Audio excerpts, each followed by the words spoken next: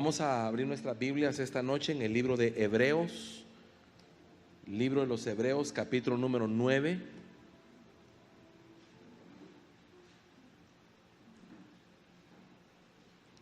Y vamos a ir al versículo número 13 y 14. Hebreos, capítulo número 9, versículo número 13 y 14. El tema que vamos a estudiar esta noche es los beneficios de la sangre de Cristo. Ese es el tema que hoy vamos a estudiar, los beneficios de la sangre de Cristo. Y cuando lo tenga, deme un amén ahí que ya lo encontró. Hebreos capítulo 9, versos 13 y 14.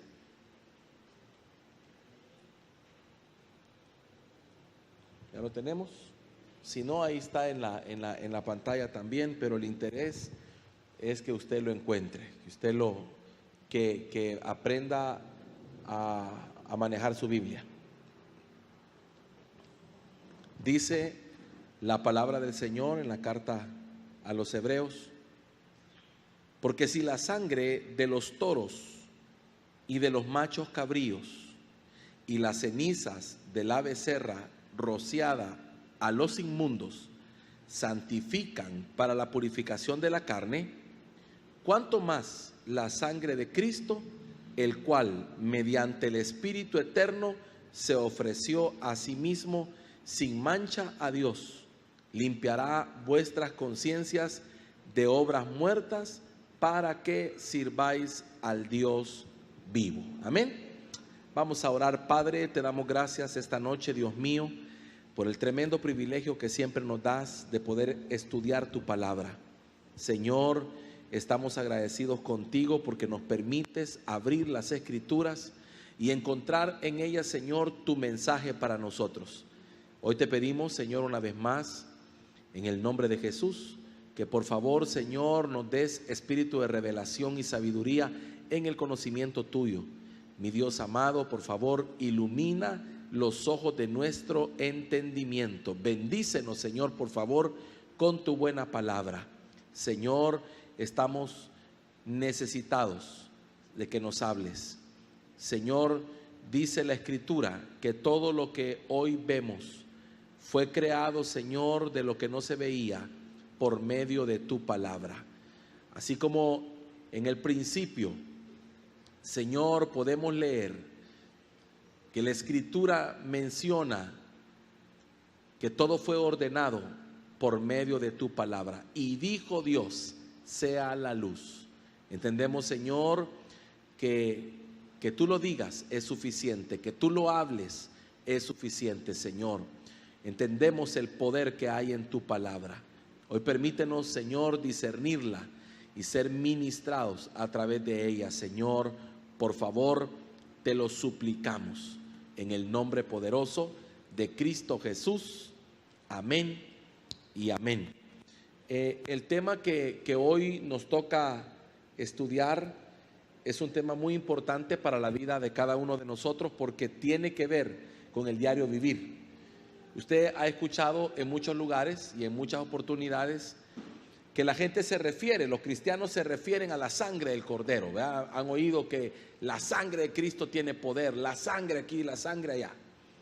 Pero la mayoría de veces las personas dicen eso más que todo como una repetición de algo que oyeron en algún lugar, y hasta en algún momento lo pueden llegar a utilizar como una especie de un amuleto, porque usted sabe, hermano, que en el mundo espiritual, o mejor dicho, en la iglesia cristiana evangélica también hay amuletos que la gente utiliza de forma equivocada, ¿verdad? Por ejemplo, hermano, ¿quién de nosotros no sabe que se puede hacer un mal uso de algunas cosas, como por ejemplo el aceite, ¿va?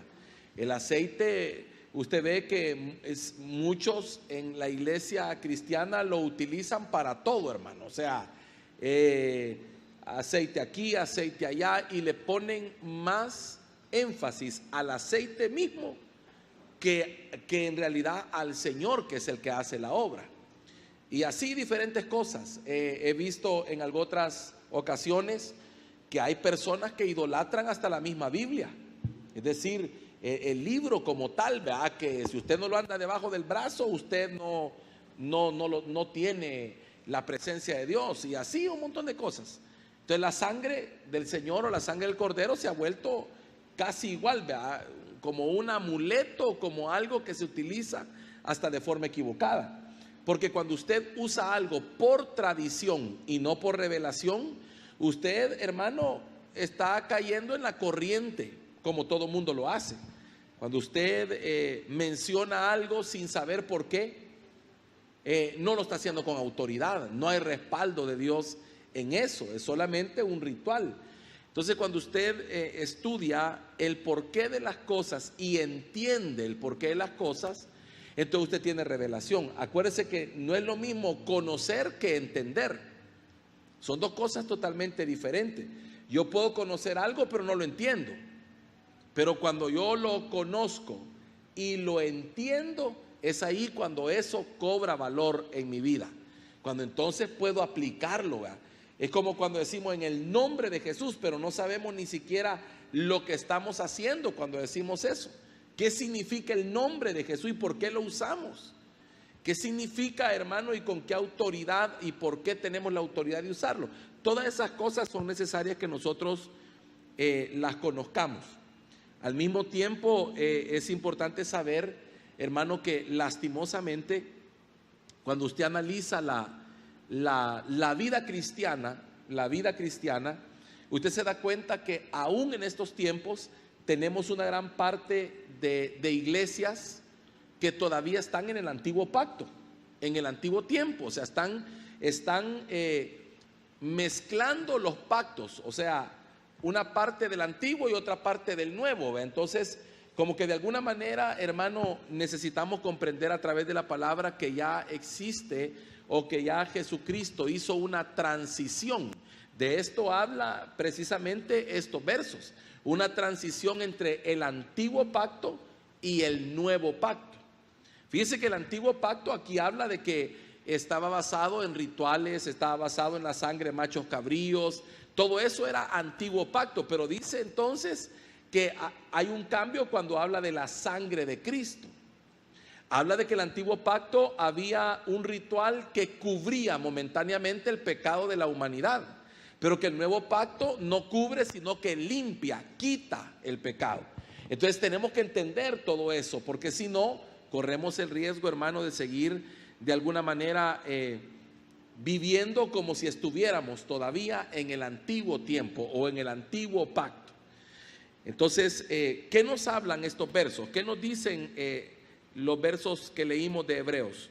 Nos habla de los beneficios que la sangre del Cordero o la sangre de Cristo produce en nosotros.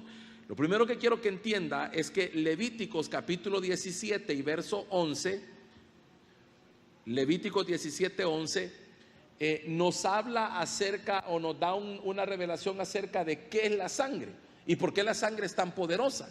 Porque fíjese que dice que porque la vida de la carne en la sangre está. O sea, la sangre es tan poderosa porque la sangre es la vida misma. Entonces dice, y yo os la he dado para hacer expiación sobre el altar por vuestras almas, y la misma sangre hará expiación de la persona. Entonces, si usted lee en la primera parte de ese verso, nos dice que la vida está en la sangre. Entonces, cuando hablamos de la sangre, cuando usted menciona la sangre de Cristo, usted está hablando de Cristo mismo, de la presencia y de la vida de Cristo en el lugar donde usted está proclamando la sangre. Por eso que la sangre, hermano, ocupa un papel importantísimo en el ámbito espiritual. Por eso los satánicos necesitan derramar sangre, por eso los pactos se realizan con sangre. Todos los pactos que usted puede haber a nivel humano tienen que ver con sangre. Aún imagínense qué tremendo, hermano, y qué tan maravilloso entender eso, que Dios establece el pacto matrimonial, lo sella con sangre. Por eso cuando el matrimonio, cuando la pareja se ha guardado, Fíjese, mire, para que lo vea culturalmente usted lo que significa esto. Mire, dice que una de las señales del pacto en el varón era la circuncisión. Fíjese, significa que el hombre cuando estaba pequeño lo circuncidaban. Esa era una señal de pacto con Dios. Significa que su sangre, el derramamiento de sangre, sellaba un pacto entre ese varón y Dios. Pero cuando ese varón llega al matrimonio, cuando se casan y existe la primera relación íntima, hay sangre. Ahí se sella otro pacto. Imagínense qué tremendo. ¿Por qué sangre? ¿Por qué tiene que ver la sangre? ¿Por qué tiene que haber derramamiento de sangre? Porque la sangre ocupa un lugar pero importantísimo cuando se habla de pactos. Por eso los pactos satánicos también se hacen con sangre. Por eso los brujos derraman sangre, porque la sangre ocupa un lugar importante en el ámbito espiritual. Por eso, hermanos, generalmente, por eso la unión íntima, cuando hay derramamiento de sangre, por eso quedan ligaduras en ese tipo de relaciones, que muchas veces no se pueden romper, o las personas no pueden olvidar a la otra, porque hubo un pacto de sangre sellado que hay que el día de mañana quebrantar delante del Señor. Entonces, Juan capítulo 1 y verso 29, el Evangelio de Juan nos habla acerca de Cristo como el Cordero de Dios. Esa es la figura o la faceta de Jesús como Cordero que derrama su sangre en beneficio de nosotros. Es presentado como el sacrificio perfecto. ¿Se acuerda, hermano, que en el libro del Éxodo, cuando el pueblo de Israel iba a salir de Egipto, dice que se tenía que sacrificar un cordero y dice que tenía que ser sin defecto? Qué tremendo encontrar un cordero sin defecto, porque eso nos hablaba de aquello era figura, aquello era sombra de lo que iba a venir, porque el pueblo de Israel estaba saliendo geográficamente de una esclavitud en Egipto, pero eso era una figura de lo que iba a pasar con la iglesia del Señor, que no vamos a tener una salida geográfica simplemente, sino que lo nuestro es que nos han sacado también de Egipto, pero no de Egipto geográfico, sino Egipto que representa al mundo, y nos han sacado también por medio de un sacrificio, y el sacrificio tenía también que ser de un cordero sin defecto. Por eso tenía que ser Jesucristo el único que podía llevar a cabo ese sacrificio, porque solo Él es perfecto. Entonces leemos que en el antiguo pacto se cubría el pecado, pero dice Juan 1:29, el siguiente día vio Juan a Jesús que venía a él y dijo: he aquí el Cordero de Dios que quita el pecado. Entonces la función de cubrir el pecado quedó en el antiguo pacto, se cubría, las cenizas cubrían, pero ahora ya no cubre, sino quita, limpia el pecado. Entonces, esa fue la función de Cristo en la cruz. Entonces, la Biblia declara que el cristiano, el Hijo de Dios, es elegido por el Padre, por la obra santificadora del Espíritu, para obedecer a Jesucristo y ser rociado con su sangre. Por eso usted y yo, los que estamos en Cristo, hemos sido rociados con la sangre del Cordero. La sangre de Cristo está sobre nosotros. De otra manera no pudiéramos estar aquí, ni pudiéramos ser parte de la familia del Señor, porque lo que nos limpió fue la sangre que rociaron sobre nosotros, la sangre que el Señor derramó. Veamos lo que dice Primera de Pedro capítulo 1, Primera de Pedro capítulo 1, versículos 2 y 3. Primera de Pedro 1, versos 2 y 3. Dice: elegidos según la presencia de Dios. Escucha esa palabra: según la presencia de Dios Padre en santificación del Espíritu, para obedecer y ser rociados con la sangre de Jesucristo. Gracia y paz o sean multiplicadas. Verso 3. Bendito el Dios y Padre de nuestro Señor Jesucristo, que según su grande misericordia nos hizo renacer para una esperanza viva por la resurrección de Jesucristo de los muertos. Entonces, ahí habla de una elección de Dios para ser rociados. Mire qué tremendo, hermano. Si no nos rocían con esa sangre, no hay manera que nosotros entremos en esta dispensación o en este nuevo pacto. No podríamos entrar si no fuera de esa manera. Entonces, ¿cuáles son los beneficios? Yo quiero hablar de los beneficios de la sangre. Número 1, el primer beneficio es que la sangre purifica. Mire, no había forma que nosotros pudiéramos entrar a ser la parte de la familia de Dios o ser purificados si no fuera por la sangre. Entonces, todos nosotros debemos conocer y experimentar en nosotros mismos los beneficios de esa sangre. ¿Por qué? Porque desde el día que Jesucristo llegó a nuestra vida comenzó una obra. Fíjese que por eso dice la Biblia, aquel que comenzó la buena obra será fiel ¿en qué? En completarla. Quiere decir que la obra empezó cuando Cristo vino a nosotros, pero todos los días esa obra se está llevando a cabo en nosotros. Por eso dice que la va a completar. Hermano, mire, vamos a llegar al final de nuestros días. Si Cristo no ha venido, vamos a llegar al final de nuestra vida terrenal y el Señor va a estar obrando en nosotros. El Señor va a estar, hermano, obrando de una o de otra manera para que demos la talla, o sea, la estatura y el peso que tenemos que dar. Usted se recuerda, hermano, que en el Antiguo Testamento, en el libro de Daniel, hay una revelación de una mano escribiendo algo en la pared que dice Mene, Mene, Tekel Uparsim, que significa pesado ha sido y ha sido hallado falto. Fíjense qué tremendo. Entonces hay un peso que tenemos que dar, hay una talla a la estatura del varón perfecto. Y yo le quiero decir una cosa, mire, hermano, yo le quiero decir algo para que usted comprenda. Es que la vida, el tiempo que nosotros tengamos de vida, el tránsito que nosotros tengamos sobre la faz de la tierra, los años que nos toque vivir, sean muchos o sean pocos, esos años son necesarios los procesos para dar la estatura, para dar la talla. Si no damos la talla, hermano, ni la estatura, entonces no podemos pasar a lo que Dios nos tiene preparado. Por eso, hermano, mire, usted se da cuenta de las diferentes maneras que Dios ocupa para que eso suceda, ¿verdad? Él ha comenzado una obra en nosotros todos los días Él está obrando, procesándonos, porque usted fue predestinado para dar una estatura. ¿Me voy a entender? Por ejemplo, vaya. A usted lo predestinaron para que usted en esta tierra alcanzara esta estatura. Pero entonces viene usted y por su vida, porque no se compromete, porque no quiere, porque cualquier cosa, usted se ha quedado aquí.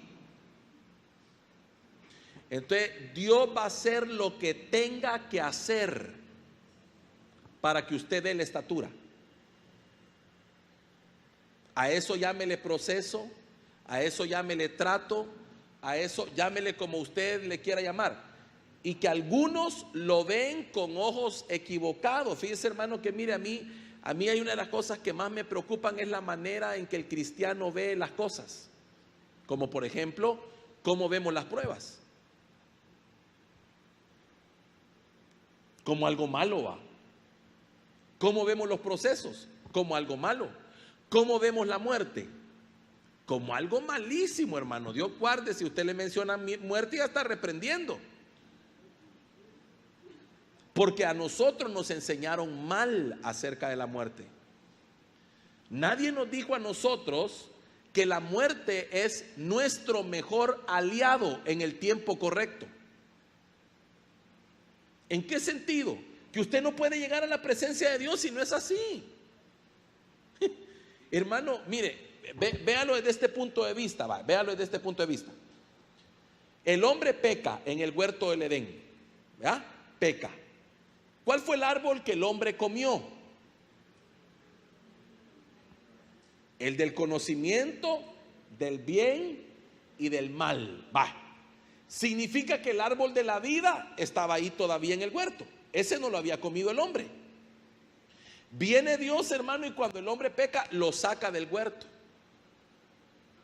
Y pone un querubín a guardar el huerto con una espada, hermanos, para que el hombre no pudiera entrar al huerto. ¿Por qué? Porque el propósito de Dios era que el hombre no fuera a comer del árbol de la vida en la condición caída en que estaba. Porque imagínese, hermano, qué castigo más grande sería para nosotros vivir una eternidad caídos. Porque usted me puede decir, pastor, pero ya no estamos caídos porque estamos en Cristo. ¿Y entonces por qué fallamos? ¿Y entonces por qué tanto cristiano, hermano, que le falla al Señor? Imagine vivir una eternidad, hermano, en esta condición. Que no sabemos, hermano, usted se propone en su corazón nunca fallar, pero usted no sabe y de repente usted hace lo que hablábamos en uno de los temas anteriores. Lo malo que no quiero hacer, eso hago, decía el apóstol Pablo. Entonces el Señor tuvo misericordia del hombre y dijo, no, Dios guarde, dijo el Señor, va, que vayan a vivir eternamente esto así como están. Imagínense con esta alma, hermano, mire, tóquese aquí. No, hombre, es que esta almita que tenemos, si esta alma es complicada, si esta alma este corazón es engañoso, si esta alma, hermano, es traicionera, es tremenda. Imagínese vivir eternamente con esta alma que hoy quiere y mañana no quiere. No, entonces el Señor dijo, no, así no. Entonces, oiga, viene el Señor y establece que hay un tiempo para vivir en la tierra y un tiempo para trascender. Pero cuando nosotros desde chiquitos nos están enseñando a esquivar la muerte, desde chiquitos nos mencionan que la muerte es mala, que la muerte aquí, que la muerte allá, y por eso llegamos a la muerte teniéndole miedo. ¿Cuándo los cristianos vamos a poder decir como el apóstol Pablo, que dijo, para mí el vivir es Cristo y el morir ganancia? Ay, Dios, yo le digo a algún hermano, fíjate que dice el Señor que tal cosa va, reprendo. Es lo primero que decimos, y no que ganancia, pues. Dice Pablo, ausentes en el cuerpo, presentes al Señor. ¿Y qué es mejor? Le pregunto, ¿qué será mejor, pues? Y no nosotros, hermano, mire qué paradójico todo esto. Yo no sé ni por qué le estoy hablando de esto, pero ahí voy. Pero mire, ¿no le parece paradójico que cuando alguien se muere decimos, ya pasó a mejor vida? Y si es mejor, porque usted no quiere pasar. ¿Se da cuenta? ¿Se da cuenta qué tremendo? No queremos pasar porque no es el tiempo. Porque no es el tiempo. Pero cuando el tiempo de Dios llega, usted entiende que es una bendición. Porque ha llegado el momento de volver al Padre. Mire, hermano, qué impresionante eso, pues. Cuando usted dice, no, Padre, yo sé que ya. Pablo decía una cosa, he corrido, dice. He peleado, he corrido y ya estoy hecho. A mí solo me espera el galardón. Y Pablo dice en una ocasión, bueno, yo no sé si irme o quedarme, dijo Pablo. ¿Vaya? No sé si irme o quedar. Yo quisiera irme, dijo. Pero por ustedes me tengo que quedar, porque si me voy, dijo Pablo, ustedes se descarrilan. Imagínense, él se quería ir. Por eso es que algunos teólogos establecen que Pablo no murió, no vio muerte, sino que Pablo algunos teólogos creen que Pablo fue arrebatado, fue levantado. Creen, por eso le dije yo, no lo agarre como que, pero creen, porque él dice, y nosotros los que hemos quedado, él habla con una seguridad de que se iba, pero ese es harina de otro costal. Entonces, desde que Cristo viene a nuestra vida, está trabajando en nosotros, y la sangre de Cristo es la que nos purifica. Y la palabra purificar en el original es la palabra catarizo, que significa limpiar de toda mezcla.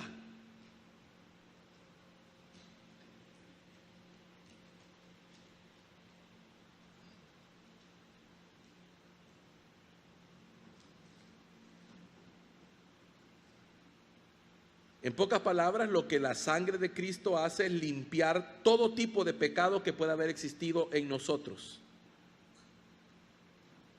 Número 2, en la sangre del Cordero hay redención. Eso es algo que usted tiene que manejar correctamente, porque el término redención es un término legal. En el reino de los cielos y en el mundo espiritual las cosas son legales. Usted nunca se ha preguntado, no sé si usted se ha hecho esta pregunta, bueno, y si Dios es Dios, ¿qué le costaba dar una patada al diablo y ya estuvo? Pues lo revuelca, le manda un rayo, se lo acaba y se acabó todo, y vuelve a poner él su reino y usted y yo fuéramos salvos sin ningún problema. ¿Por qué tanto lío? Pero es que la Escritura dice esto: justicia y juicio son el cimiento de su trono. Entonces él no puede pasar por encima de la justicia ni del juicio. Entonces él mismo tenía que respetar la vía legal para restablecer el orden. Él mismo había establecido que sin derramamiento de sangre no se hace remisión de pecado. Él mismo tenía que derrotar al enemigo en la misma condición que el enemigo había derrotado a Adán. Por eso Dios no baja del trono en forma de Dios a derrotar a Satanás, sino que le manda un postrer Adán. Le manda a un hombre nacido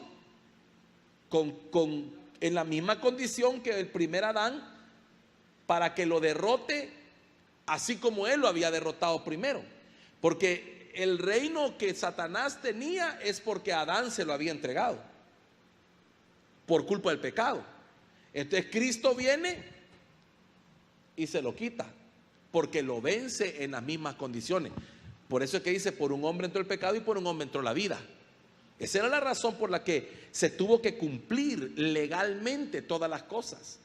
Entonces, ¿qué significa redimir? Fíjese qué tremendo. La palabra redención significa liberar a alguien pagando un rescate. Entonces, la razón por la cual usted y yo ahora legalmente somos libres es porque la sangre de Cristo fue el precio del rescate. O sea, no simplemente vino el Señor y dijo: va, este es mío, dámelo. No, la sangre fue el precio. Por eso, mire, hermano, a veces nosotros tenemos ciertos conceptos un poco equivocados. A veces decimos: hermano, mire, la salvación es gratis. No, no es cierto, no es gratis. La salvación tuvo un precio. Porque para que usted y yo seamos salvos hubo un juicio. A usted, hermano, lo juzgaron. ¡Pum! Venga para acá, este fulano, aquí está, él ha pecado. Y tú mismo, Dios, ha dicho que el que peca, él tiene que morir. ¿Es cierto? Entonces el juez es Dios, dice: sí, culpable. ¡Pum! Sentencia: muerte. Éramos dignos de muerte. Entonces viene el Cordero, el Hijo de Dios, dice: sí, es culpable, pero yo voy a tomar su lugar. Que no muera él, voy a morir por él, voy a morir en la cruz, voy a tomar su lugar. Por eso una de las revelaciones más grandes fue la que sucedió en el monte Moriah, cuando se encontró un animalito que tomó el lugar de Isaac. Ese animalito, cuando a Abraham, hermano, se le da la orden y le dice: entrégame a tu hijo, y entonces llega y ya Abraham con el cuchillo ya para matarlo: no lo mates.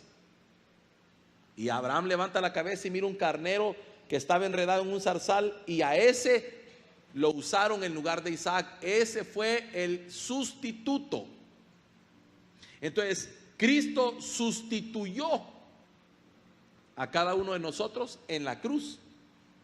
Entonces, en nuestro expediente espiritual dice: fulano de tal, culpable.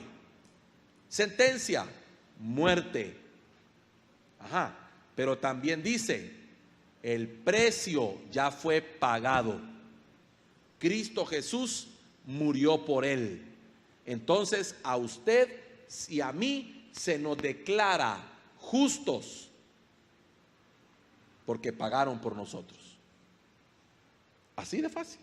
Pero no es que fue gratis. Para que esto sucediera, se derramó sangre. Para que esto sucediera, Dios tuvo que hacerse hombre, morir en la cruz del Calvario, despojarse a sí mismo. Hermano, atravesar cualquier cosa para poder llegar hasta ahí, sudar y que su sudor fueran como gotas de sangre. Pasar por todo eso para poder decir, vaya, diablo, la deuda está pagada. Pero es que estos me deben. No te deben ni un 5. Yo te lo pagué todo en la cruz del Calvario. Por eso es necesario entender esto. Porque cuando usted entiende los términos legales, el diablo no puede venir a cobrarle nada a usted porque todo lo pagó Cristo. O sea, Cristo no pagó una pierna suya y la otra no. Me hablo en sentido figurado. Cristo no pagó parte de su vida y otra parte no. Cristo pagó todo por usted. La palabra redención es que pagaron el rescate y lo dejaron en libertad. Eso significa redimir, que a alguien que estaba preso, que a alguien que era prisionero, se pagó el rescate y se le puso en libertad. Lo que pasa es que nosotros, después de que nos pusieron en libertad, decidimos ser esclavos por amor del Señor, ya no del diablo, sino del Señor. Amén. Entonces usted tiene que entender esto, porque si esto llega a su vida, usted no acepta de ninguna manera que el diablo quiera tener derecho sobre su vida. Ya pagaron. Cuando usted dice soy redimido, significa pagaron mi rescate. ¿Cuánto era el precio? Vida por vida. Ese era el precio, vida por vida. Bueno, entonces por mí sacrificaron al Hijo de Dios. Por eso entiende ahora que se necesitaba que Dios viniera con un cuerpo que pudiera sangrar, que pudiera sufrir, que pudiera atravesar todas las situaciones. No podía venir en forma de ángel, ¿va? No podía venir como espíritu, tenía que venir con forma de cuerpo. Por eso dice, me preparaste cuerpo. Ese cuerpo no lo tenía. Se lo prepararon. ¿Para qué? Para venir a morir a la cruz del Calvario. ¿Está agarrándolo conmigo? Entonces, eso de redimir significa liberar a alguien mediante el pago de un precio. Por eso es que la obra de Jesucristo redimió a los seres humanos de la iniquidad. Veamos lo que dice Tito capítulo 2 verso 14.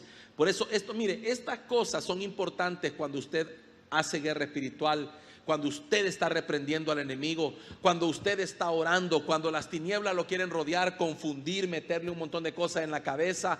Por eso usted tiene que entender lo que hablamos, ¿se acuerda al final del estudio del martes anterior? El yelmo de la salvación. Cuando el diablo quiere ponerle a usted pensamientos, dardos de incredulidad, un montón de cosas. Esto usted lo necesita entender, porque son términos legales ante los cuales el mundo espiritual tiene que reaccionar. Dice, quien se dio a sí mismo por nosotros para redimirnos de toda iniquidad y purificar para sí un pueblo propio, celoso de buenas obras. Amén. Entonces usted lo compraron, pagaron el precio. Usted le pertenece al Señor, el diablo no tiene nada que ver en usted. Ahora entiende qué quería decir Jesús también cuando dice, Jesús dice, ahí viene el príncipe de este mundo, el cual no tiene parte en mí. No tenía nada en él. Ahora que usted ha sido redimido, tiene nada en él, no tiene él nada en usted. Amén. Número 3, ya lo vimos. Tercer beneficio, la sangre del cordero quita el pecado. Lo vimos en el libro de Hebreos, en el Evangelio de Juan, que dice el cordero de Dios que quita el pecado. Hebreos hace esa comparación entre el antiguo pacto y el nuevo pacto.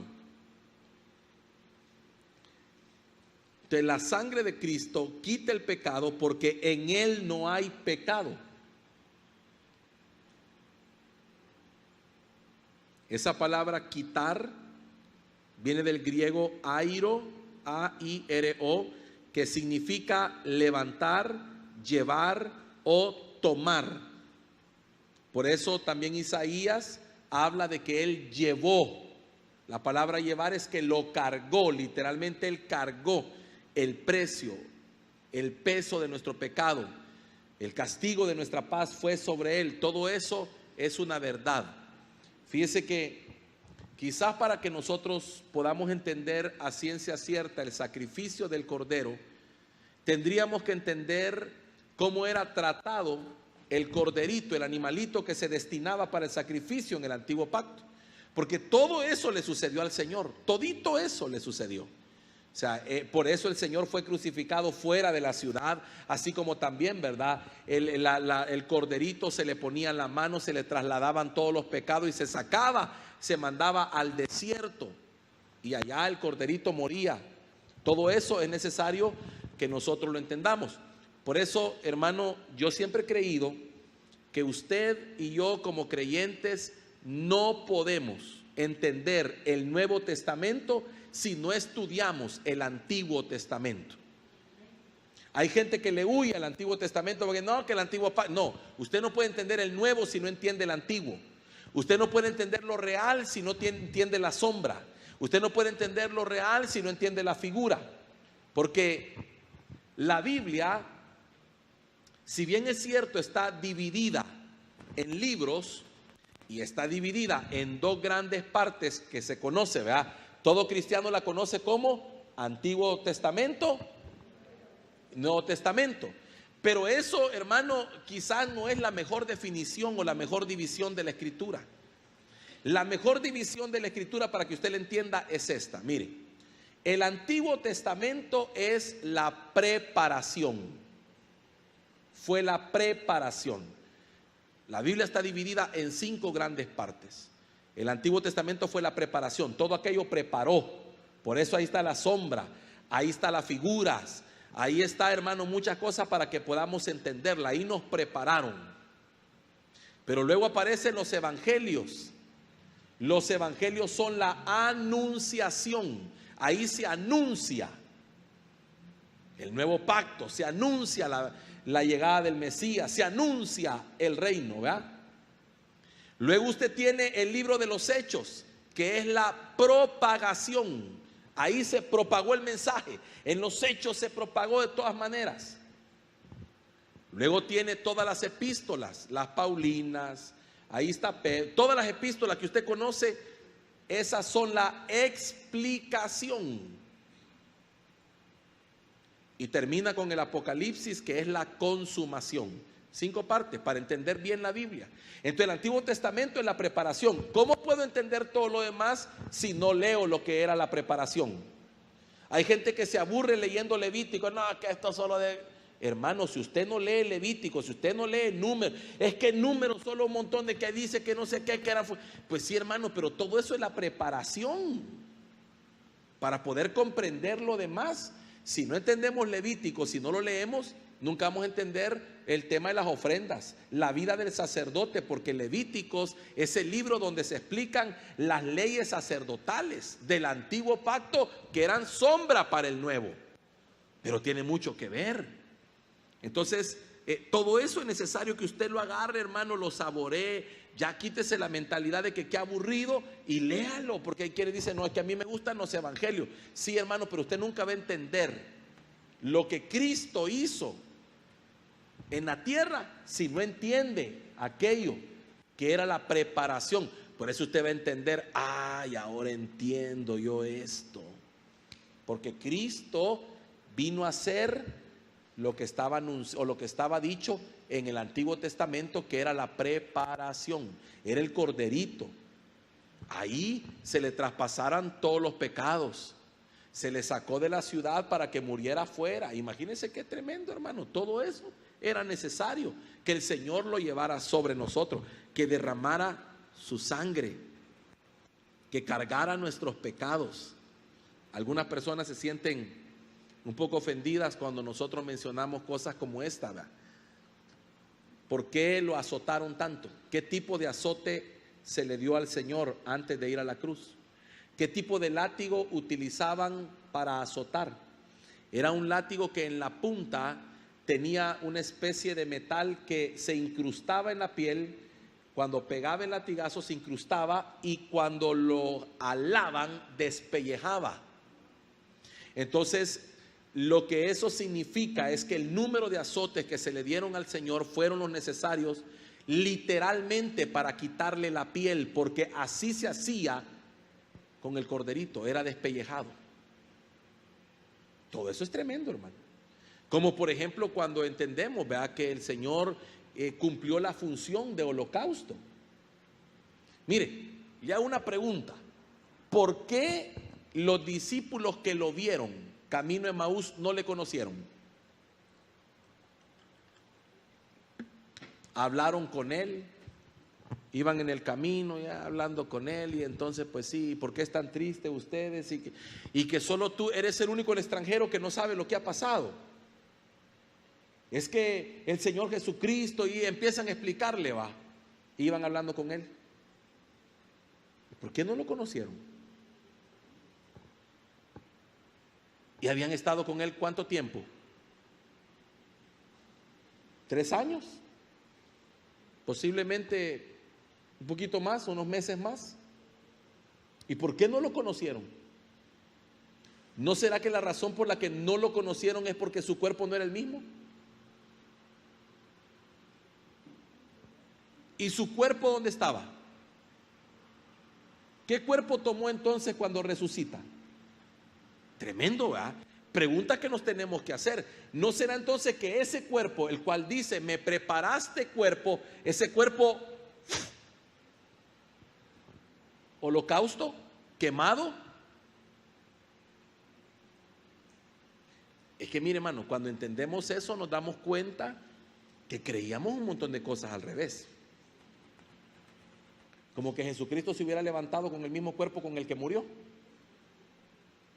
y que así está ahí arriba ahorita, ¿va? Oiga, me preparaste cuerpo. Ese cuerpo fue preparado para venir a la tierra, hermano. Qué impresionante, ¿va? Y el corderito, ¿qué le pasaba al final al holocausto? Lo quemaban. Entonces, ¿no será, hermano, que lo que nosotros tenemos que entender es que el Señor cumplió todas las facetas de la ofrenda? Todas las facetas de la ofrenda que habla en la Biblia, en el Antiguo Testamento. Él fue la ofrenda por excelencia. Él cumplió todo.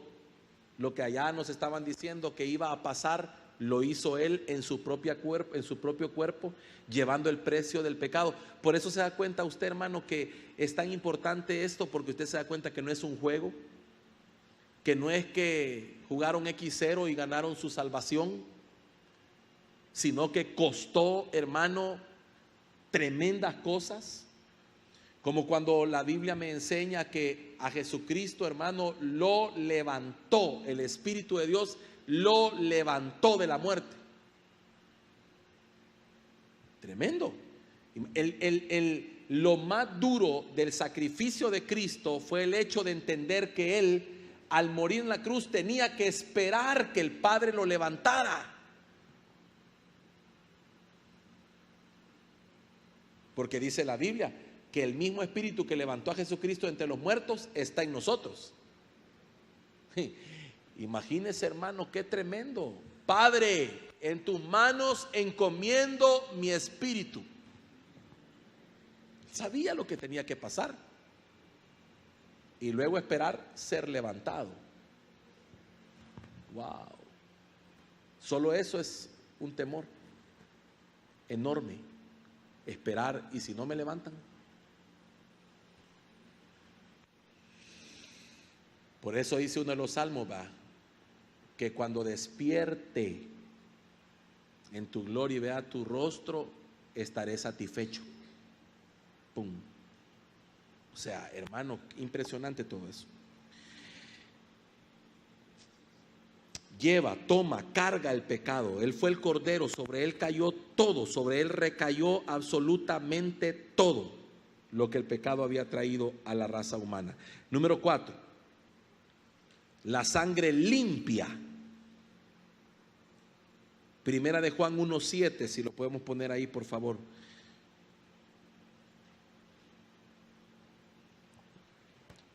Dice, pero si andamos en luz, como Él está en luz, tenemos comunión uno con otros, y la sangre de Jesucristo, su Hijo, nos limpia de todo pecado. Mire, por eso, hermano, el bautismo en aguas no limpia, pero la sangre de Cristo sí limpia. Yo un día me acuerdo que me dijeron, mire pastor, me acuerdo de hace muchos años,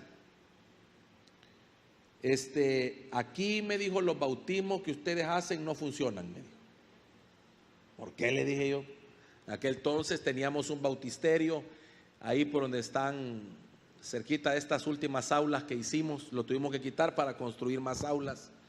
Pero entonces muchas veces al final de los cultos íbamos, bautizamos. Entonces una persona se me acercó y me dijo, no, me dijo, lo que ustedes están haciendo no sirve, me dijo. ¿Por qué? Le dije yo. Porque cuando usted bautiza, los pecados ahí quedan, me dijo. Por eso me dijo, cuando se bautiza se tiene que bautizar en un río, porque el agua se lleva los pecados, me dijo. Santo cielo, dije. Padre santo, dije yo, vea, dame cómo responder. Y le dije yo, mire hermano, perdóneme, pero es que el bautismo no lava pecados. Lo que limpia los pecados es la sangre del Cordero. El bautismo es un acto de obediencia. Es otra cosa totalmente diferente. Pero hay quienes interpretan que el bautismo lo va a limpiar, porque quizás ven el agua, y quizás piensan que es bañarse el asunto. No, hermano. Si usted quiere limpiarse de afuera, báñese. Mire lo que le pasó a aquella mujer, hermano, aquella mujer Abigail. No, espérenme, no es Betsabé. Peca con David, ¿verdad? ¿Y qué hizo después? Se fue a bañar, dice, queriéndose limpiar, hermano. Sí, porque ella quería recurrir a un ritual de purificación. Pero hermano, eso no limpia. La sangre de Cristo nos limpia de todo pecado. Amén. Entonces usted, si ha sido rociado, usted está limpio, totalmente limpio de pecado. Número 5, la sangre del Cordero limpia la conciencia. Esto es bien importante, hermano, porque muchos de nosotros estamos limpios porque el Señor ya nos limpió, pero la conciencia no la tenemos limpia. Nos señala, nos acusa, no nos deja vivir o caminar como hijos de Dios. Qué tremendo eso. En Hebreos 9:14 lo leímos, la sangre de Cristo limpia la conciencia de obras muertas, lo cual permite al creyente servir a Dios. Y entonces la conciencia se refiere a aquella facultad mediante la cual se llega a saber la voluntad de Dios como aquello que está dispuesto a gobernar la vida. Por ejemplo, hermano, ¿cuántos de ustedes alguna vez han sentido o han tenido un sentimiento de culpa? Mire, no entendemos por qué, si ya somos limpios. ¿Por qué tenemos esa culpa? Es que mire, pastor, que esto, y pues sí, pero hermano, y pero si a usted ya lo limpiaron, ¿por qué se siente culpable de eso? Es porque a lo mejor, hermano, su conciencia es la que está actuando, recordando el pecado o gobernándose por el pecado. Entonces, no podemos servir a Dios si la conciencia no está limpia, porque no nos sentimos aptos, porque no nos sentimos dignos, o sea, porque no nos sentimos, hermano, no es que el Señor, hermano, no va a ver bien que yo le sirva. ¿Y por qué? Es que fíjese que yo allá en donde tal, no, hermano, es que la sangre del Cordero lo ha limpiado. ¿Ya se arrepintió usted de eso? Sí. Entonces, ¿cuál es el problema?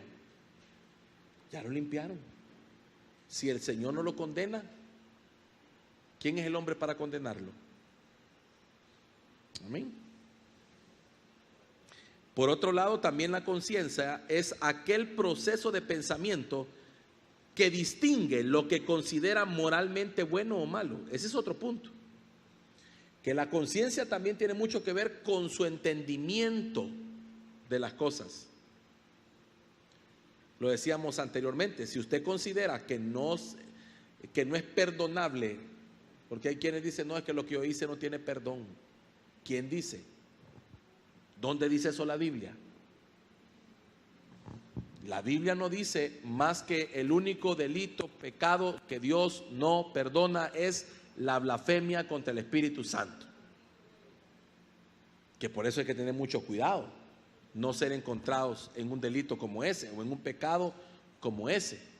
Cuando yo leo el contexto de lo que está hablando ahí, en esa porción, está hablando de que los fariseos le están atribuyendo a Belcebú el poder de Dios. Y muchas veces blasfemar contra el Espíritu Santo es cuando nosotros le atribuimos al diablo algo que Dios está haciendo. Por eso hay que tener mucho cuidado, porque a veces usted dice, uy, eso es del diablo, y no vaya a ser, hermano, no vaya a ser, porque generalmente los moveres de Dios son señalados por los odres que son viejos, que no pueden entender el vino nuevo. Y entonces dice, eso te puede causar problemas, porque va y tú decís que eso no es de Dios y es de Dios, y blasfemes contra el Espíritu Santo. O también que hablemos mal del Espíritu Santo, como yo he visto en muchas ocasiones, vea, que se refieren al Espíritu Santo y a las manifestaciones del Espíritu Santo de manera grotesca.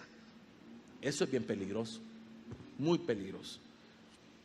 Pero de lo contrario, no hay pecados que no se pueda perdonar. Si el Señor te perdona, ¿quién eres tú para no perdonarte? Entonces tú tienes que pensar como perdonado. Por eso, hermano, mire, la Biblia, lea cómo Pablo le habla a la iglesia, a los santos en tal parte. ¿Usted cree que les dice santos porque no se equivocaban y no pecaban?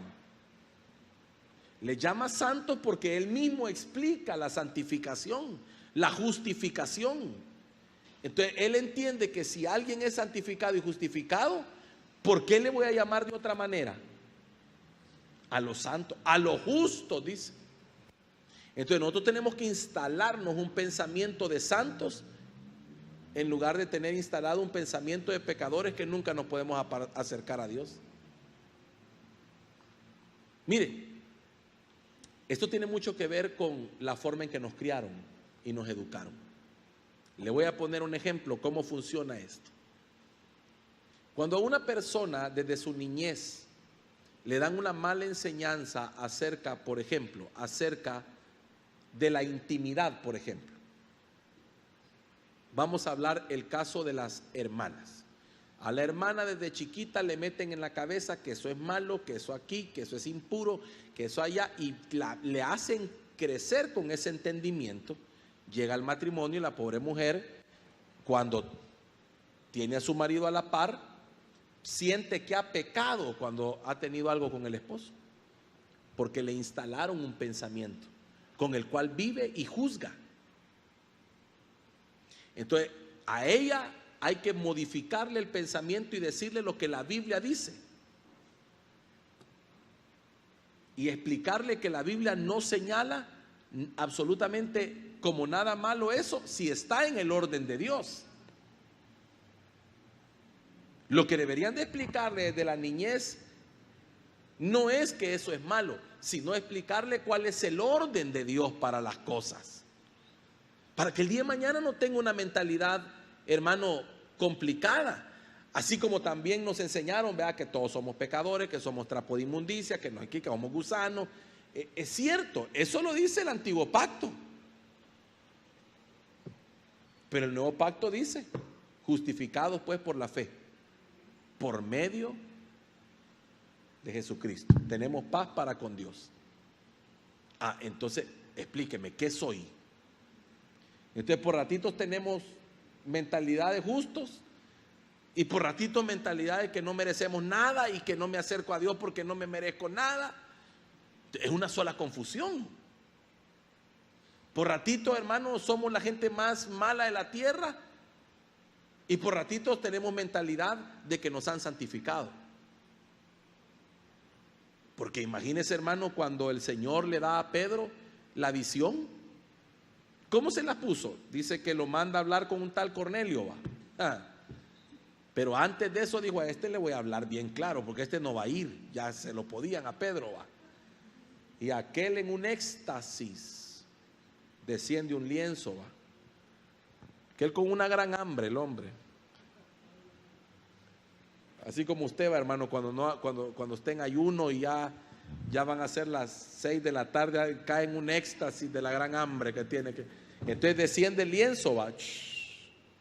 Y él mira ahí una gran cantidad de animales inmundos. Y le dice Dios: mata y come. ¡Ja! Y mire, se pone a contradecir a Dios. ¿Qué le dijo? Nunca ha entrado nada inmundo en mi vientre, dijo. Mata y come, le dijo el Señor. Y no llames inmundo a lo que yo he santificado. Vaya, ¿a usted lo han santificado? Entonces usted no se puede ver inmundo. Se tiene que ver como santo. Y entonces se va a comportar como santo. Y entonces va a hablar como santo. Y va a vivir como santo. Porque somos el producto de lo que pensamos. Por eso hay gente que no se consagra. ¿Sabe por qué? Porque como tiene mentalidad de pecadora, todos pecamos. Y de todas maneras voy a fallar. Y de todas maneras todos fallan. Y de todas maneras, entonces, ¿para qué me consagro? Pero cuando usted sabe que lo santificaron, usted va a caminar como alguien que anda en santidad. ¿Sí me doy a entender? Eso es como cuando usted mira, no sé si usted ha oído un dicho que dice: una raya más para el tigre. Cuando usted tiene mentalidad de pecador, usted un pecado más, es una raya más para el tigre, pues.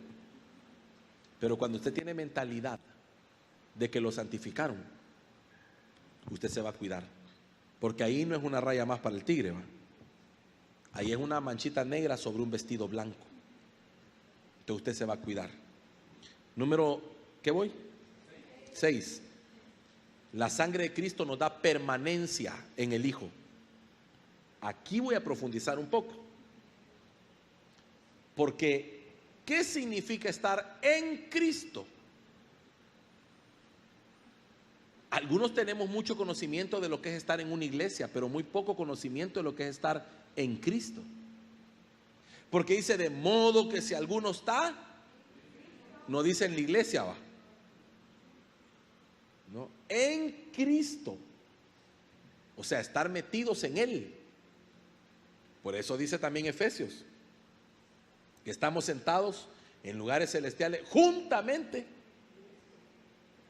Todo es con Cristo. Porque todo se trata de Él. Y si estamos bendecidos es en Él.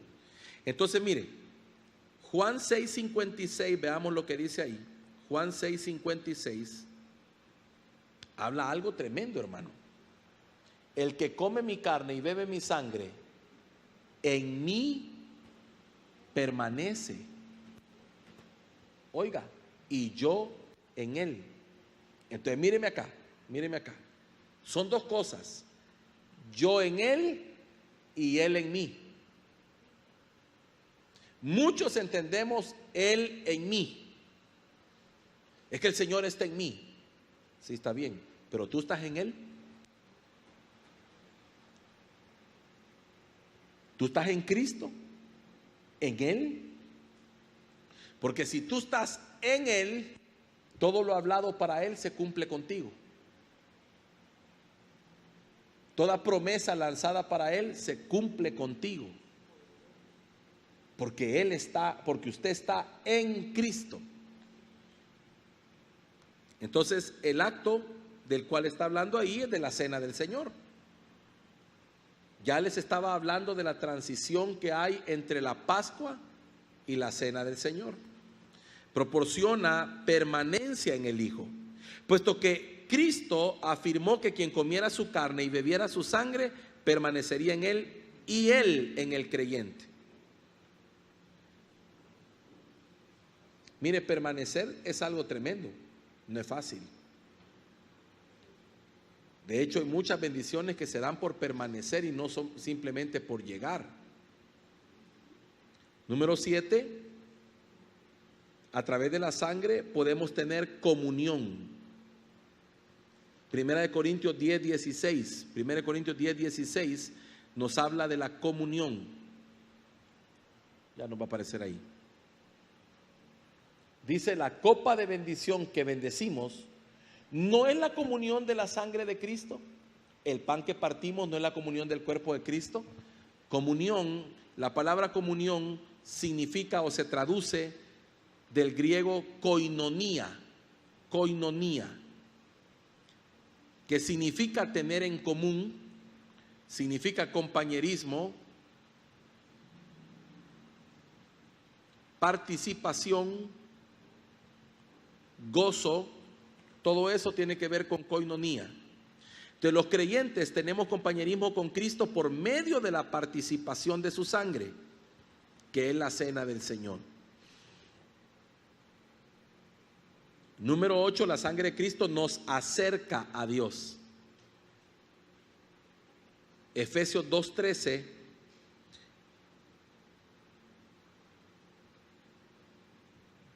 dice: pero ahora en Cristo Jesús, vosotros que en otro tiempo estabais lejos, habéis sido hechos cercanos por la sangre de Cristo. La sangre nos acerca al Señor. Estábamos lejos, pero ahora estamos cerca. Entonces, a través de la sangre fuimos hechos cercanos, porque la sangre cambia el corazón nuestro para acercarnos a Dios. Número 9, por la sangre tenemos entrada al lugar santísimo. El lugar santísimo era la parte más íntima del tabernáculo de Moisés. Por eso, hermano, usted entiende que el tabernáculo de Moisés habla de muchísimas cosas, es figura de muchas cosas. Hay 3 niveles de comunión en el tabernáculo de Moisés. El tabernáculo de Moisés también habla de nosotros, que somos cuerpo, alma y espíritu. El tabernáculo de Moisés, hermano, nos revela a Cristo en todas las cosas.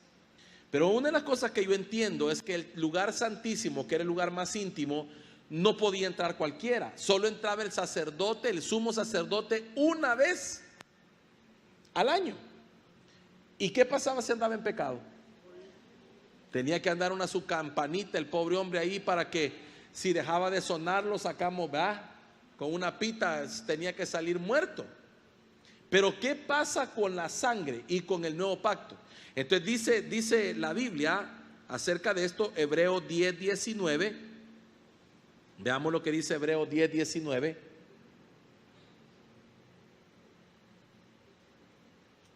Dice: así que, hermanos, teniendo libertad para entrar en el lugar santísimo, ¿por qué? Por la sangre de Jesucristo. O sea, la sangre de Jesucristo me da acceso al lugar santísimo, al lugar de su presencia, al lugar de intimidad, al lugar donde está, hermano, lo más íntimo con Dios. Entro por medio de la sangre. Si no hubiera sido por esa sangre, usted y yo no podemos entrar. Seríamos fulminados, no podríamos ni siquiera presentarnos delante de Dios. Pero la sangre nos da acceso, nos da entrada a la presencia. Ahora, ¿qué había ahí? El arca del pacto, por ejemplo. Tremendo, ¿va? Representando la presencia de Dios, ¿va? Pero aquel era figura. Aquel lugar santísimo era la sombra. Ahora tenemos entrada al verdadero lugar santísimo, al trono de la gracia, delante del Señor.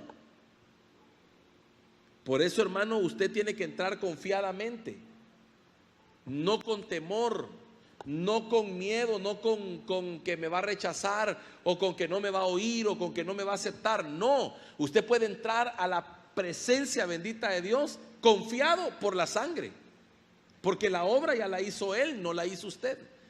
Y el que la hizo es perfecto. Amén. Sigo. Número 10. La sangre nos santifica. Ya lo hablamos. Hebreos 10, 10.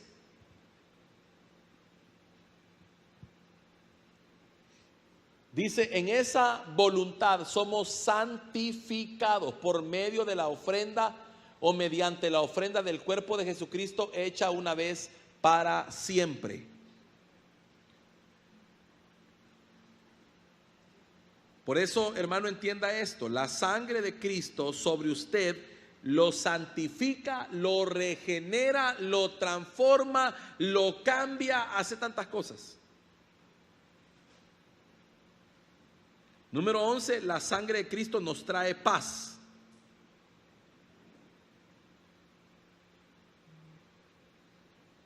Porque nos reconcilia con el Padre.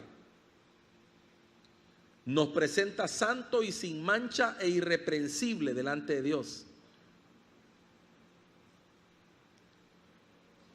Colosenses 1:20, a ver si estamos por ahí. Colosenses 1:20 al 22.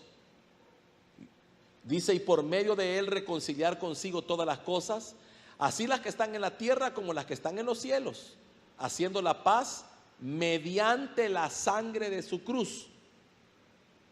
Y a vosotros también, que erais en otro tiempo extraños y enemigos en vuestra mente, haciendo malas obras, ahora os ha reconciliado en su cuerpo de carne por medio de la muerte, para presentarlos santos y sin mancha e irreprensibles delante de él.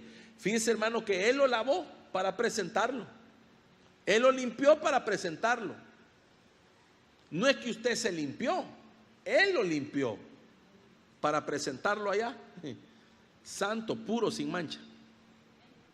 Número 12, nos hace aptos.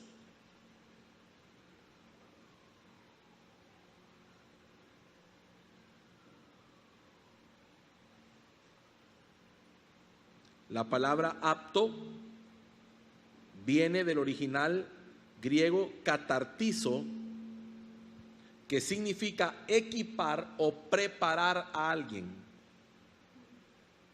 Entonces la sangre de Cristo nos equipa o nos prepara para hacer su voluntad.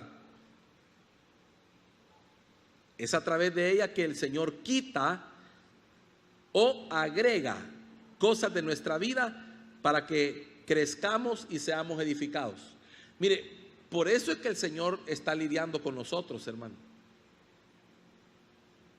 ¿Te está dando cuenta que el Señor, el tema del por qué tanta cosa, ¿va? Es porque Él está quitando, Él está poniendo, Él está haciendo cosas en nosotros, como le dije al principio, para que demos la talla y para que demos el peso. Por eso es muy importante disponer el corazón. Por eso, hermano, cada predicación, cada enseñanza de la palabra, cada vez que se abre la Escritura y se nos predica, se nos enseña, hermano, y se hace un llamado al altar, usted debe pasar. ¿Por qué debe pasar? Porque esa es su respuesta a la palabra que se predicó diciendo, sí, Señor, aquí estoy. Yo vengo al altar a rendirme, vengo al altar a presentarme, porque dice que presentemos nuestro cuerpo. Ahora, fíjese qué tremendo, cuando usted le dice, Señor, esto fue conmigo, Padre, esta palabra de plano que me describió a mí, pero me quedo sentado,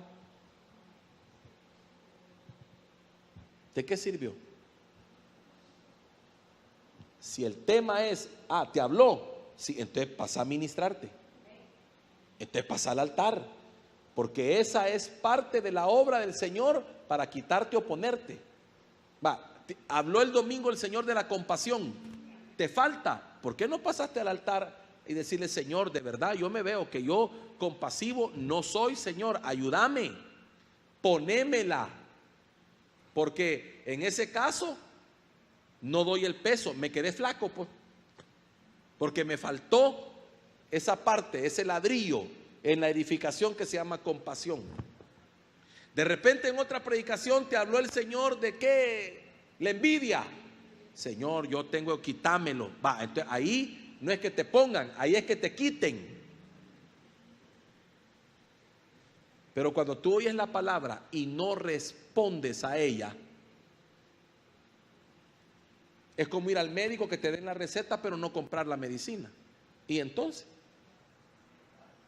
Por eso es que un día me preguntaron a mí, me dijeron, mire pastor, yo eso de pasar al altar no lo entiendo, me dijo. No, es que mire hermano, si usted ve el 90% de iglesias no practican ir al altar. No hay altar tan siquiera, pues. No hay llamado a administración. Se predicó la palabra, bien bonita, a Dios, que le vaya bien, hermano, adiós. Llévese en la bolsa y ya estuvo. Pero para mí el no hacer llamado al altar, hermano, es como no cerrar el negocio. Es como no terminar de hacer el asunto. Porque la palabra es lo de Dios para nosotros.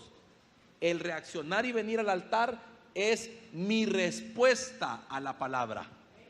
Aquí vengo, Señor, sí, yo reconozco, esto es conmigo, Padre.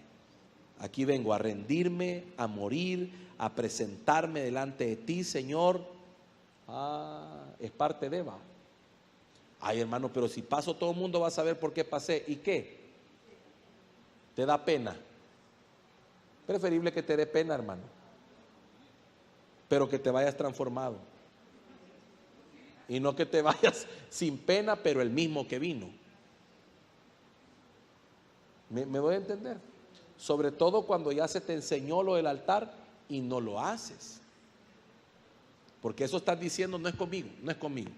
No, yo no necesito eso. Bueno, hermano, ¿qué no necesitamos del Señor? Por Dios, y siempre todo, es que mire, ay, Padre Santo, mire, usted se acuerda lo que le dieron a Esther. ¿Qué le pasó a Esther? ¿Cuántos se acuerdan de la historia de Esther? Fíjese que Esther es muy parecido a nosotros. Esa es otra figura de la iglesia presentándose delante del rey. Ahora, ¿Esther comió lo que le daba la gana o le dieron una dieta? Entonces, fíjese qué tremendo. La dieta era lo que el eunuco decía, vas a comer esto. Y Mardoqueo le dijo, fíjese, Mardoqueo le dice a Esther, mira, haz todo lo que Hegai te diga. Porque él es el que conoce al rey, si él es el íntimo del rey. Entonces, comete la dieta que te den y échate los aromas, perfume y todo lo que te den, porque él sabe lo que hace, ¿va? Esa es figura del Espíritu Santo preparándonos, ¿va? Y dice, mira, yo sé lo que necesitas tu mascarilla de barro de unos... No, yo no, vaya pues mamita, no se la ponga, pero, oiga, arriésguese a que no le sea agradable al rey. Ay, que el pastor hoy predicó y lo que predicó no me gustó. No, pues sí, pero como no todas las dietas son agradables, va. Fíjese, hermano, que hay cosas en la dieta que le meten a uno, hermano. Qué barbaridad. Hay cosas que a usted no le gustan, pero las necesita. Por ejemplo, mire, a usted le dicen en la dieta, tome agua. ¿Cuánto tiene que tomar de agua? 8 vasos, vaya, póngale 8 vasos. Ay, no, a mí el agua no me gusta. Le pongo 8 vasos de soda y se los toma. Pero el agua, ay no, que el agua. Es que mire, pastor, que si tomo mucha agua voy a ir al baño. Es que mire, pastor, no me cabe, me empanzo. Así me pasa a mí, fíjese. Yo le digo al hermano Herbert cuando me dice, ya tomaste agua, siento que me voy a ahogar con tanta agua que he tomado, le digo yo. Y a veces 2 vasos me he tomado, hermano.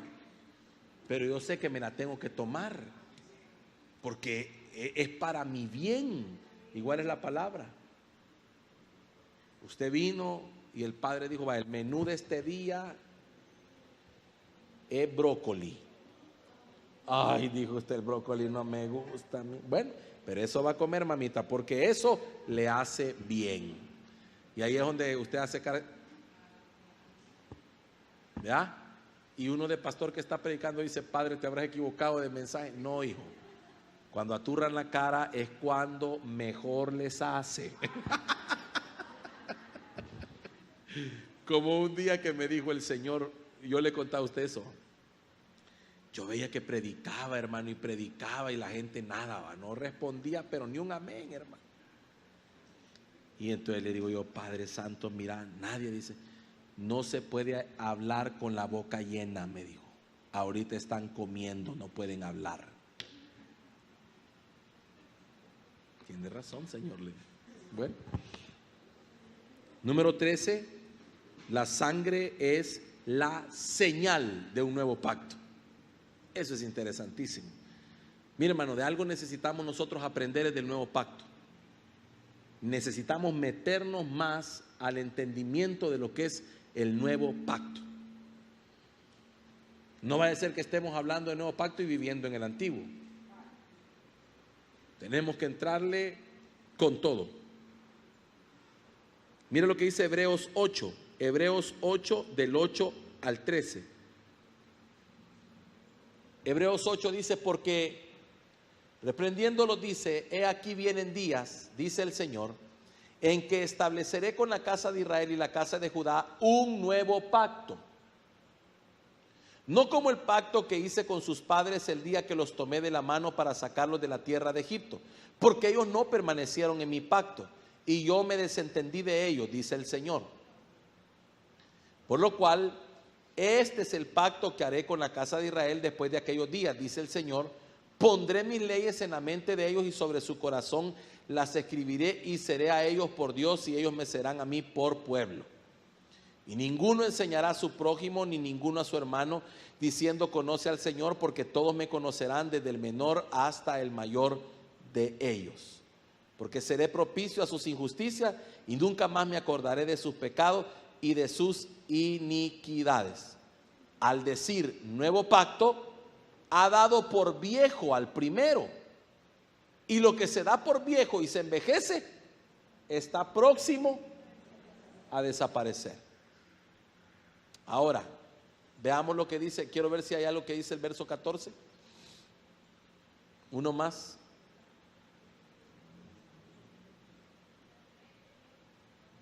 Hasta 13 tenemos. Páseme al 9. Es que sé que hay algo más. No, al capítulo 9. Capítulo 9 de Hebreos. Ahora bien, aún el primer pacto, ¿qué tenía? ¿Qué más? Ahí quiero parar, espérenme. El antiguo pacto tenía ordenanzas que muchos hoy están cumpliendo como que si estuvieran en él.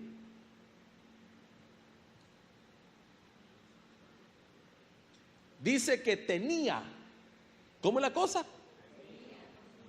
Verso 2. Porque el tabernáculo estaba dispuesto así. En la primera parte, llamada el lugar santo, estaban el candelabro, la mesa, los panes de la proposición. Tras el segundo velo estaba la parte del tabernáculo llamada el lugar santísimo, el cual tenía un incensario de oro y el arca del pacto cubierta de oro por todas partes, en la que estaba una urna de oro que contenía el maná, la vara de Aarón que reverdeció y las tablas del pacto. Y sobre ella los querubines de gloria que cubrían el propiciatorio, de las cuales cosas no se puede ahora hablar en detalle. Fíjense qué tremendo todo lo que dice. Y así dispuestas estas cosas, en la primera parte del tabernáculo entran los sacerdotes continuamente para cumplir los oficios del culto. Pero en la segunda parte, solo el sumo sacerdote una vez al año, no sin sangre, la cual ofrece por sí mismo y por los pecados de ignorancia del pueblo, dando el Espíritu Santo a entender con esto que aún no se había manifestado el camino al lugar santísimo, entre tanto que la primera parte del tabernáculo estuviese en pie. Ahora, mire, todo esto habla que el antiguo pacto tenía una forma, ordenanzas, modelos, estructura, todo. Sacerdocio era manejado o dirigido por el sacerdocio arónico, o sea, Aarón. Pero luego dice la Biblia que ese pacto se envejece y que estaba próximo a desaparecer. Y luego dice algo interesante. Dice que ahora el nuevo pacto ya no es del sacerdocio arónico, sino que es conforme al orden de Melquisedec. Y luego dice, cambiado el sacerdocio, es cambiada la ley. Y tenemos un montón de iglesias cristianas evangélicas viviendo bajo la ley del sacerdocio arónico. Entonces, ¿dónde está el nuevo pacto? Si la primera vez que se celebra nuevo pacto, hablando de nuevo pacto, figurado en la cena del Señor, es cuando Melquisedec recibe a Abraham y le da pan y le da vino. Ahí se estaba hablando de una figura, de un nuevo pacto, un nuevo orden sacerdotal, Melquisedec, del cual ha sido Jesucristo establecido sumo sacerdote para siempre. O sea, el sacerdocio arónico cambió. Las leyes del sacerdocio arónico cambiaron. Se da cuenta que por eso Jesucristo dice: oíste que fue dicho, pero yo os digo. Por eso se da cuenta que Jesucristo dijo: en esto se resume la ley y los profetas. Tenía la autoridad. ¿Por qué? Porque había un nuevo orden sacerdotal. Por eso usted tiene que tener cuidado cuando a la iglesia quieren traer el antiguo pacto. La ley la quieren imponer. Y usted dice: ¿y eso de dónde lo traen? Ay, que en el antiguo... Sí, pero es que ese es el pacto anterior. Yo no pertenezco a ese pacto. Mire, hoy está de moda, lo vuelvo y lo repito. Hoy está de moda, hermano, que la iglesia cristiana quiera celebrar Shabbat, quiera celebrar Pascua, quiera celebrar Sukkot, quiera celebrar un montón de cosas. Sí, arónicas, que se hicieron bajo el orden de Aarón. Pero estamos bajo el orden de Melquisedec, hermano. Nuevo pacto. Nosotros necesitamos entender lo que es el nuevo pacto, todas las leyes o la sustitución que realizó el nuevo pacto. Entenderla a cabalidad, porque en cuanto usted la tenga va a tener identidad. Por eso el cristiano que no tiene identidad anda buscando su identidad en otra cosa. El que no tiene identidad como hijo de Dios y como iglesia anda buscando su identidad en Israel. Fíjese qué tremendo eso. Por eso yo le digo a usted: amemos a Israel, bendigamos a Israel, porque así lo dice la Escritura. Hasta ahí lleguemos. Pero no me ande trayendo arena de Israel y agua del Jordán y esto que aquí. Porque mire, hermano, le voy a poner un ejemplo. ¿Por qué no me la traiga? Porque usted está idolatrando. Y no ve que yo conozco gente que ha ido a Israel y me dice: y me volví a bautizar, pastor. Me bauticé en el Jordán porque yo sentí que ahí, hermano, si ya estaba bautizado, si no era el agua, si no su obediencia. Sí me doy a entender. O sea, no podemos nosotros buscar nuestra identidad en el antiguo. Y no dice pues la Biblia, mire hermano, míreme acá, no dice la Biblia que el Señor metió en celo a los profetas del Antiguo Testamento, hablándoles acerca de un mejor pueblo, y ellos, dice, profetizaron de esto sin saber a quién se referían, pero dice que indagaron diligentemente para poder saber quién era ese pueblo del cual Dios les hablaba, que iba a tener mejores promesas. Ellos, míreme, ay, ¿cómo le puedo decir esto, Dios mío? Vaya, el Señor le provocó celos a Israel con nosotros. Y le dijo a Israel: va, vos, va, no, entonces vos no querés, va, no te preocupes que yo tengo una mejor que vos. Y resulta, hermano, que aparecemos nosotros como iglesia. Y entonces a Israel le dijo, mire, a Israel le dijo: te voy a dar de regalo esto, la tierra. La tierra será tuya y habitarás en la tierra. Va. Pero viene, hermano, y se busca el Señor a la iglesia y le dice: a vos te voy a dar el cielo. Wow. Entonces dice Israel: ¿cómo es eso? ¿Y estos quiénes son? Estos perrillos. ¿Quiénes son estos perrillos? ¿Cómo es eso que mejores promesas? ¿Cómo es eso que mejor pacto? Entonces viene Israel y siempre nos ha querido ver de menos. y siempre le anda diciendo a la gente que usted como iglesia está equivocado, está perdido, que está arruinado, que ellos tienen la razón. Y yo me pregunto, ¿y si tienen tanta razón, por qué mataron al Mesías? Y si tienen tanta razón, ¿por qué no se les reveló? Qué tremendo, ¿verdad? Y la Biblia dice que los ha dejado en stand-by a ellos y que va a reanudar su trato con ellos cuando la iglesia haya sido levantada. Entonces el que quiere estar en el antiguo pacto va a tener que ser salvo a través de la dispensación del antiguo pacto, que es pasando la tribulación, porque ahí es donde van a tratar con ellos. Pero el nuevo pacto, su dispensación es gracia. Nos vamos, va. Entonces yo, ¿qué tengo que envidiarle a ellos? Mire, hermano, la Santa Cena es mejor que la Pascua. ¿Qué es mejor, un día de reposo o una vida de reposo? Va, ellos celebrando Shabbat y yo celebro que en Cristo Jesús ya entré a mi reposo. Va. Entonces, ¿qué quiero yo? ¿Nuevo o antiguo pacto? La sangre me mete en el nuevo pacto para que yo disfrute todo eso. Que aquello era sombra. Va, mira, aquello era la sombra. Esto es lo verdadero. Y santo, y por eso ellos se han quedado, hermano, ahora usan la ingenuidad de muchos para hacer creer que son superiores. Y yo le tengo que decir una cosa con todo respeto: ellos son el pueblo de Dios, usted y yo somos la amada. Distinto, ¿va? Porque el rey tiene un pueblo, pero tiene una esposa.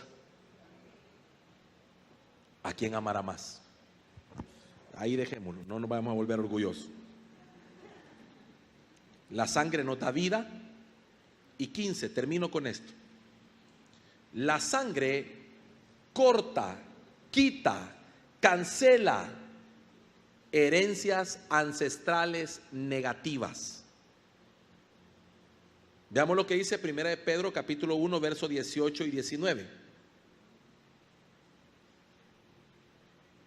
1 de Pedro 1, 18 y 19. Sabiendo que fuisteis rescatados de vuestra vana manera de vivir, la cual recibisteis de vuestros padres. Aquí, oiga esto, aquí hay dos formas de recibirla, ya la vamos a ver. No con cosas corruptibles como oro o plata, verso 19, sino con la sangre preciosa de Cristo, como de un cordero sin mancha y sin contaminación. Ahora, ¿qué significa eso? Recibir la vana manera de vivir habla de una herencia, algo recibido de nuestros padres. Eso puede ser de muchas maneras. La primera, enseñada. ¿Cuánto nos enseñaron nuestros padres lo que no era? Pues? Y hay quienes no pueden romper porque sus padres les enseñaron. Mas no, dice que así yo no voy a traicionar lo que me enseñaron. Tremendo eso. Es una enseñanza, pudo haber sido enseñado. Ahora, ojo, porque todo aquello que te fue enseñado y que no viene de las escrituras y tú lo sigues practicando, te puede llevar a la condenación y ni te das cuenta. ¿Me doy a entender? Por una tradición. Porque ¿qué es una tradición? Una tradición se hereda, la revelación se recibe. La tradición te la traspasan. Mira, hijo, todos los años hacemos esto y lo otro, y allá va el pobrecito. Va. Así como cuando usted mira, va en la semana que le conocen como Semana Mayor o Semana Santa, va el pobre fulano. Todo el año no se acuerda, pero esa semana va a cargar la caja y él cree, el pobrecito, que con cargar la caja él está aliviando sus culpas, sus pecados, y Dios le va a ayudar por eso, porque va cargando, y entre más pesa el asunto, más pecados le perdonan. Pero ¿quién le enseñó eso? Recibido de sus padres, muchas veces. Porque él de niño vio a su papá hacer esto y entonces creció, y cuando ya tuvo edad el papá le dijo: vaya hijo, ya estás grande, ya tenés buen lomo, ya puedes cargar. Y se lo llevó a cargar. Ese era un número uno. Pero número dos, la otra forma de recibirlo es por herencia ancestral, la cual Jesucristo a través de su sangre corta, rompe. Por eso es interesante conocer los beneficios de la sangre, porque cuando usted ora por sus hijos, usted en el nombre de Jesús y por la sangre del Cordero corta toda herencia que usted le pudo haber transmitido, porque la genética no solo traslada parecidos físicos, la genética traslada hasta el carácter, hermano. Usted ha visto gente que dice que igualito al papá, va, igualito, y ni lo conoció, así era el tata, va. ¿Y cómo es que es igualito y no lo conoció? No lo está copiando entonces, sino que venía en el paquete, va, en la herencia transmitida, en el ADN, en la genética que se nos trasladó. Hermano, mire, dice que nuestros días y nuestras obras están escritas en el libro, dice. Y le contaba yo la vez pasada que los científicos le llaman al ADN el libro de la vida. Hay 45 millones, no sé cuántas cosas escritas en cada cromosoma. Ahí viene el color de sus ojos, ahí viene descrito el color de su pelo, su estatura, si es gordito, si es pechito. Por eso que hay gente que lucha, hermano, con el peso y dice: Dios mío, que me da cólera que yo aire trago y me engordo, y la otra fulana se pega la gran comida y bien seca, ¿va? Y dice usted: ay, ¿cómo hago? Hermanas, ¿y qué puede hacer usted si en el ADN escrito suyo ahí viene que usted pesa 180? Tremendo eso, ¿va? Una lucha tremenda, genética, con un montón de cosas, ¿va? Ahí viene estipulado un montón de cosas, ¿va? Viene estipulado en su ADN cuánto tiempo van a durar sus células antes de morir, porque las células tienen un tiempo para morirse cada una de ellas. Y así, hermano, ahí viene su carácter, ahí vienen muchas cosas que tienen que ver en esa genética, pero ahí vienen también cosas espirituales. Y por eso es que un evangelio simple o un evangelio simplista, por eso dice el Señor simple, dice, va, no nos trata de simple el Señor. Ve que somos simples, hermano, somos simplistas. Dicen los simplistas: no, eso no puede ser, eso no existe, eso no. Bueno, entonces explíqueme, pues. Explíqueme cómo es eso, pues. ¿Por qué 3, 4 generaciones repitiendo la misma cosa? Explíquemelo. ¿Cómo es eso? ¿Por qué 3 generaciones viviendo cosas tan parecidas? Y uno dice: pero qué barbaridad. Bueno, hasta que alguien entienda y se le revele que debe cancelar, cortar o quitar eso a través de la sangre del Cordero. Hasta entonces eso se va a poder quitar. Y yo espero que nosotros seamos la generación en que esas cosas se corten y se cancelen. Es responsabilidad nuestra. Fíjese, hermano, que de usted depende qué quiere heredar, y de usted depende qué quiere recibir. Por eso usted entiende, va. Dice la Escritura, ya es noche, va, Dios guarde, ya nos vamos. Dice la Escritura: ¿recibisteis el Espíritu Santo cuando creísteis? Y dijeron ellos: ni siquiera sabíamos que hay Espíritu Santo. ¿Qué quiere decir eso? Que eso se recibe. Por eso espiritualmente, cuando usted dice: yo eso no lo recibo, tiene un peso tremendo. Yo no recibo eso, yo renuncio a eso, yo no quiero, no recibo, no, yo eso no. O cuando se está predicando, usted dice: yo recibo eso, yo lo quiero. O sea, doy derecho legal para recibirlo. Es bien interesante, ¿va? Cuando entendemos eso.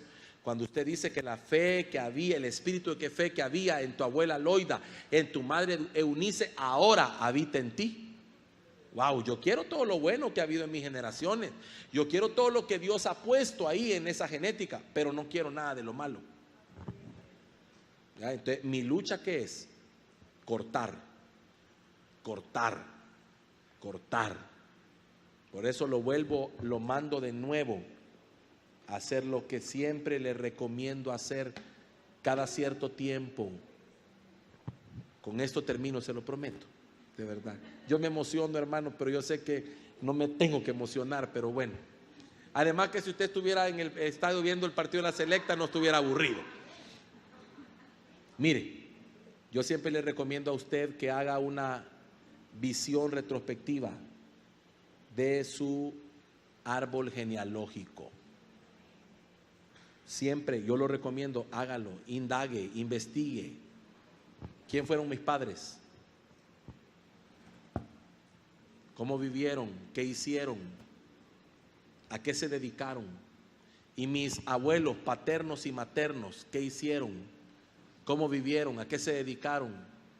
Y mis bisabuelos, por un lado y por el otro, escríbalo en un papelito. Mire, yo me senté un día con mi abuela y le empecé a preguntar, vaya, decime esto, y cómo se llamó fulano, y de dónde era, y qué hacía, y qué profesión tenía, a qué se dedicaba, y descubrí cosas tremendas que yo tuve que cortar.